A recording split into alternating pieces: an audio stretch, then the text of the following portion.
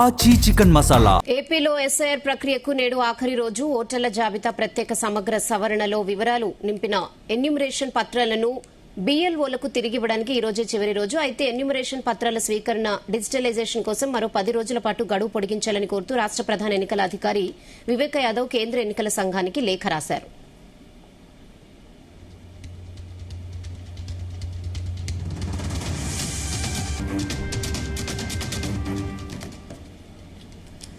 ఓటర్ల నుంచి ఎన్యూమరేషన్ పత్రాల స్వీకరణ డిజిటలైజేషన్ కోసం 10 రోజుల పాటు గడువు పొడిగించాలని కోరుతూ రాష్ట ప్రధాన ఎన్నికల అధికారి వివేక్ యాదవ్ కేంద్ర ఎన్నికల సంఘానికి లేఖ రాశారు. వివిధ రాజకీయ పక్షాలు కొన్ని జిల్లాల కలెక్టర్ల నుంచి వచ్చిన వినతులను లేఖకు జతపరిచారు. ఈసీ తొలుత ప్రకటించిన స్కెడ్యూల్ ప్రకారం ఓటర్ల నుంచి ఎన్యూమరేషన్ పత్రాల స్వీకరణ డిజిటలైజేషన్ గడువు మంగళవారంతో ముగియనుంది. పలు నియోజకవర్గాల్లో నిన్న సాయంత్రం వరకు 5 నుంచి 10% మేర డిజిటలైజేషన్ పెండింగ్ లో ఉంది. ఒక్కరోజు వ్యవధిలో ఈ ప్రక్రియ పూర్తి చేయడం అధికారులకు కష్టతరంగా మారింది. ఈ నేపథ్యంలో గడువును పొడిగిస్తూ ప్రత్యేక అనుమతి ఇవ్వాలని కేంద్ర ఎన్నికల సంఘాన్ని వివేక్ యాదవ్ కోరారు. అయితే రాష్ట్రానికి ఈసీ నుంచి ఎలాంటి అనుమతి రాలేదు.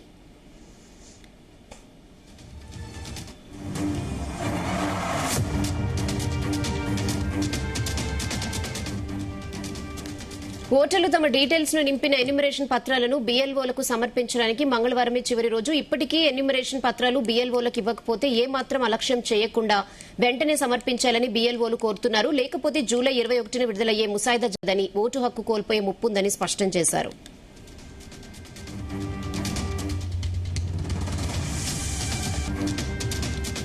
ఇదే విషయంపై మరిన్ని అప్డేట్స్ మా ప్రతినిధి నాగేశ్వరరావు అందిస్తారు. నాగేశ్వరరావు, దేశవ్యాప్తంగా కూడా సంచలనం సృష్టిస్తున్న ఎస్ఐఆర్ ప్రక్రియకి సంబంధించి రాష్ట్ర వ్యాప్తంగానే కాకుండా దేశవ్యాప్తంగా కూడా కొంతమేరకు ఉత్కంఠ నెలకొని ఉంది. దీంట్లో కొందరు ముఖ్యులు ఓట్లు పోతున్న పరిస్థితి ఉంది, కొందరి కొత్త ఓట్లు అర్థం కాని పరిస్థితి ఉంది. మొత్తానికి ఏపీలో సర్ ప్రక్రియ విజయవంతంగా సాగుతున్న తరుణంలో కానీ నేడు ఆఖరి రోజంతా కొంత మేరకు ఓటర్లను కొంత బెంబేలు పెట్టిస్తున్న పరిస్థితి ఉంది. ముఖ్యంగా ఆంధ్రప్రదేశ్ లో చూసుకుంటే సర్ ప్రక్రియలో కొంతమంది మాజీ మంత్రులు, మాజీ ఎమ్మెల్యేలు, మాజీ ప్రజాప్రతినిధులు ఓట్లే గల్లంతైపోయిన పరిస్థితి కనపడతా ఉంది. దీనికి ప్రధానంగా కొంత మేరకు టెక్నికల్ ప్రాబ్లం, కొంత మేరకు ఒక చోట అడ్రస్ ఉన్న చోట ఆ ఇంటి చోటే ఓటు అడ్రస్ ఉండటం వల్ల అక్కడికి వెళ్లి ఆ ఓటు హక్కు ఉన్న వ్యక్తిని ఎంక్వైరీ చేస్తే వారు అక్కడ లేడంటాం. అక్కడి నుంచి వాళ్ళు ఆ ఇల్లు ఖాళీ చేసి వెళ్లిపోయి ఒక 10 సంవత్సరాలు అవటం, ఈ మేరకు అక్కడ ఉన్న వారికి వాళ్ళ గురించి తెలియకపోవటం, లేరనేపాటికి ఆ ఓటు తీసేయటం. ఈ సర్ ప్రక్రియలో భాగంగా ఇట్లాంటి చాలా మడుకు ఇబ్బందికర పరిస్థితులు ఉన్నాయి. ఆ ఇబ్బందులు మొత్తం కూడా ఇంకా స్ట్రీమ్లైజ్ అవ్వక ముందే సర్ ప్రక్రియకి సంబంధించి నేడు ఆఖరి రోజు ఓటర్ల జాబితా ప్రత్యేక సమగ్ర సవరణలో వివరాలు నింపిన ఎన్యూమరేషన్ పత్రాలను బిఎల్ఓలకి తిరిగి ఇవ్వడానికి ఇదే చివరి రోజు, ఇదే ఆఖరి రోజు అవడంతో కొంత మేరకు ఓటర్లు బెంబేలు ఎత్తుతున్నారు అని అంటంలో ఎటువంటి సందేహం లేదు. ముఖ్యంగా ఎన్యూమరేషన్ పత్రాలు స్వీకరణ డిజిటలైజేషన్ కోసం మరో 10 రోజుల పాటు ఆ గడువు పొడిగించాలని రాష్ట్ర ప్రధాన ఎన్నికల సంఘం కేంద్ర ఎన్నికల సంఘానికి సిఫారసు చేసిన పరిస్థితి ఉంది, రికమెండేషన్ చేసిన పరిస్థితి ఉంది. కొంత మేరకు ఇక్కడ జరుగుతున్న ఆ స్ట్రీమ్లైజేషన్ కి సంబంధించి కొన్ని ఇబ్బందికర పరిస్థితులు ఉన్నాయి. ఇంకొన్ని రోజులు పొడిగించాలంటూ కూడా రాష్ట్ర ఎన్నికల సంఘం కేంద్ర ఎన్నికల సంఘానికి లేఖ రాసిన పరిస్థితి అయితే నెలకొని ఉంది. అయితే దీనికి సంబంధించి కేంద్రం ఇంకా ఎటువంటి గడువు, అటువంటి తుది నిర్ణయం ప్రకటించకపోవడంతో కొంతమేరకు రాష్ట్రంలో ఉత్కంఠ వాతావరణం నెలకొని ఉందనటంలో కూడా ఎటువంటి సంబంధం లేదు. దాదాపు వివరాలు రావటానికి అవకాశం లేని జాబితాలో 39 లక్షల మంది దాకా ఉన్నారన్నటంలో ఎటువంటి సందేహం లేదు. అయితే వీళ్ళలో మృతులు దాదాపుగా 14 లక్షల మంది ఉన్నారు.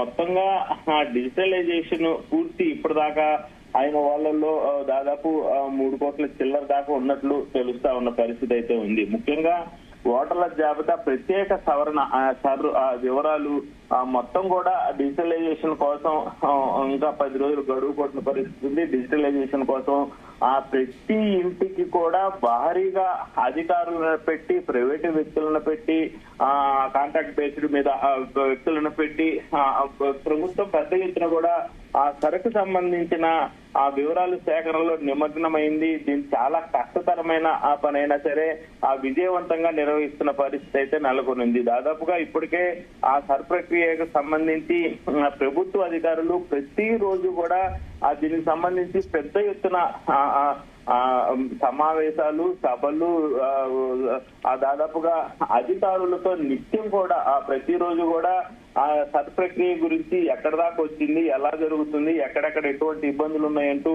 అధికారులకు వచ్చిన ఇబ్బందులను కూడా తొలగిస్తూ ఆ ప్రభుత్వం పెద్ద ఎత్తున ఉద్యోగులకు సపోర్ట్ చేస్తూ కూడా ఇటు పరిస్థితుల్లో సర్ ప్రక్రియ ఆ నిర్ణయించిన తేదీన, నిర్ణయించిన గడువులోపు పూర్తి చేయాలని కూడా కంకణం కట్టుకొని అడుగు ముందుకెళ్తున్న ఆ పరిస్థితి అయితే నెలకొని ఉంది. అయితే ఆంధ్రప్రదేశ్ లో కొంత మేరకు ఆ ఇబ్బందికర పరిస్థితులు కనపడుతున్నాయంటే ఖచ్చితంగా అవుననే అనుకోవాలి. దీనికి ఉదాహరణ కూడా రాష్ట్ర ఎన్నికల సంఘం కేంద్ర ఎన్నికల సంఘానికి ఒక సిఫారసు లేఖ రాయటం. మాకు కొద్ది రోజులు టైం కావాలి, ఇంకా ఆ గడువు పూర్తి అవ్వలేదు, గడువు పూర్తి అవ్వక ముందే మా ప్రక్రియ మొత్తం కూడా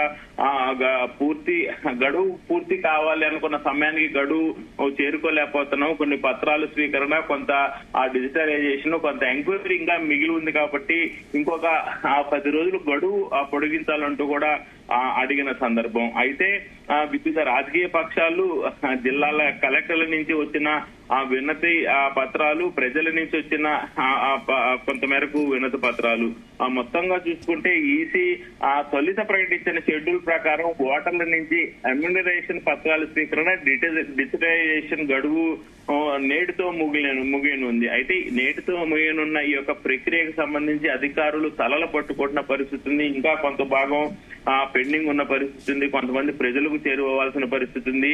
అలాగే అధికారులు కూడా డిజిటలైజేషన్ ఇంకా పెండింగ్ ఉన్న పరిస్థితి అయితే ఉంది.